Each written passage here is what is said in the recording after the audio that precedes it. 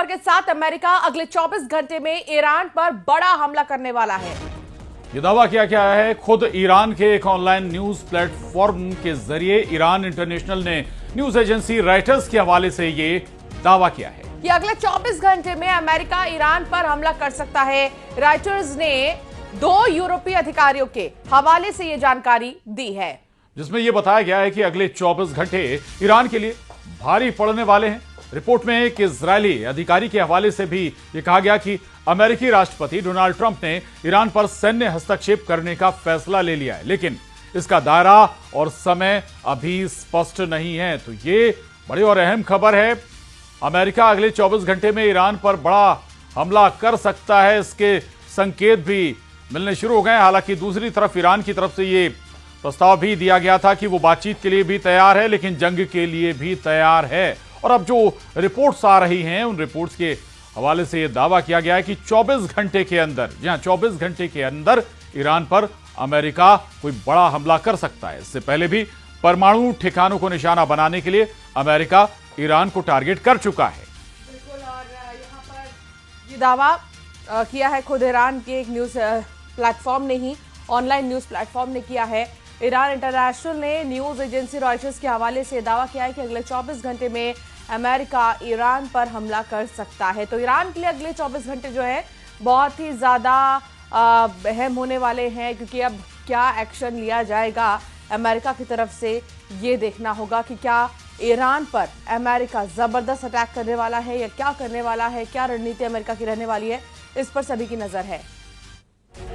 एक और बड़ी खबर, ईरान की अमेरिका को खुली चेतावनी, अगर ईरान पर हमला हुआ तो जवाबी कार्रवाई होगी, जिसमें पड़ोसी देशों पर स्थित सैन्य ठिकानों को निशाना बनाया जाएगा। ईरान के सर्वोच्च नेता आयतुल्लाह अली खामनेई के सलाहकार अली शमखनी ने एक्स पर पोस्ट किया है कि अगर ईरान पर हमला हुआ तो जवाब में कतर स्थित अमेरिकी अल उदैद एयरबेस को निशाना बनाया जा सकता है, जिसके बाद अमेरिकी नागरिकों को अल उदैद एयरबेस खाली करने के लिए कहा गया है। अल उदैद मिडिल ईस्ट में सबसे बड़ा अमेरिकी सैन्य अड्डा है, जहां लगभग 10,000 सैनिक तैनात है। ईरान की चेतावनी के बाद अब यहां से अमेरिकी नागरिकों को हटाया जा रहा है।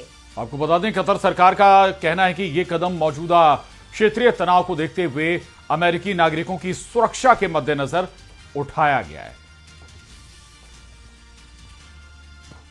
तो ईरान की तरफ से भी चेतावनी दे दी गई है कि अगर ईरान पर अमेरिकी हमला होता है तो फिर पड़ोसी मुल्क जिनके संबंध अमेरिका से हैं वहां पर, या जहां अमेरिका के बेस हैं पड़ोसी मुल्कों में, वहां टारगेट किया जा सकता है। यानी केवल 24 घंटे में अमेरिकी हमले की रिपोर्ट नहीं है, बल्कि दूसरी तरफ से भी रिप्लाई आ चुका है। ईरान की तरफ से भी रिप्लाई दे दिया गया है, अमेरिका को जवाब दे दिया गया है कि अगर कोई गुस्ताखी होती है, ईरान को टारगेट किया जाता है, तो फिर जवाब के लिए भी तैयार रहिए। और टारगेट किया जाएगा जो अमेरिकी एयरबेस अलग अलग कंट्रीज में बने हुए हैं, उन पर हमला किया जा सकता है। बिल्कुल, और ये चेतावनी ईरान की तरफ से दी गई है अमेरिका को कि अगर कोई भी एक्शन अमेरिका लेता है तो उसका रिएक्शन भी झेलना पड़ेगा अमेरिका को।